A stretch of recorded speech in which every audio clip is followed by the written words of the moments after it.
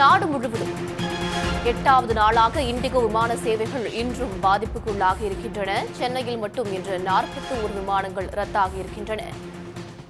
இது பற்றிய விரிவான தகவல்களை தருகிறார் செய்தியாளர் சமயமணிவண்ணன். விரிவான தகவல். வணக்கம். இண்டிகோ ஏர்லைன்ஸ் நிறுவனத்தில் விமான சேவை நாடு முழுவதும் கடந்த 8 நாட்களாக முடங்கியுள்ளது.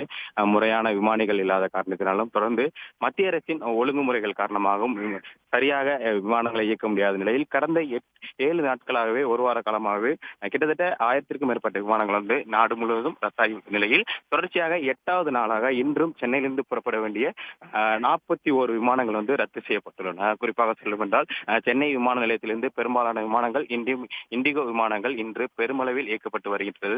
18 விமானங்கள் இன்று புறப்பட தயாராக இருந்த நிலையில் 18 விமானங்களும் ரத்து செய்யப்பட்டுள்ளன. குறிப்பாக 21 விமானங்கள் இங்கிருந்து தொடர்ந்து கிளம்ப இருந்த நிலையில் மொத்தம் 41 விமானங்கள் ரத்து செய்யப்பட்டுள்ளதாக அதிகாரப்பூர்வமாக இண்டிகோ நிறுவனமானது அறிவித்துள்ளது.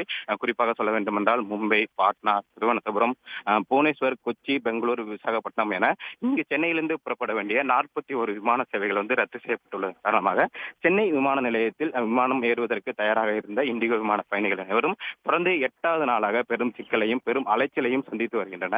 இந்த நிறுவனம் தொடர்ந்து இண்டிகோ நிறுவனம் அடுத்த கட்டமாக இந்த விமான சேவைகள் விரைவில் இயல்பு நிலைக்கு திரும்ப என அறிவித்திருந்த நிலையில் 8வது நாளாக 41 விமானங்கள் சென்னையிலிருந்து புறப்பட வேண்டிய விமானங்கள் ரத்து செய்யப்பட்டுள்ளது பயணிகள் மத்தியில் பெரும் அதிர்ச்சியை ஏற்படுத்தியுள்ளது.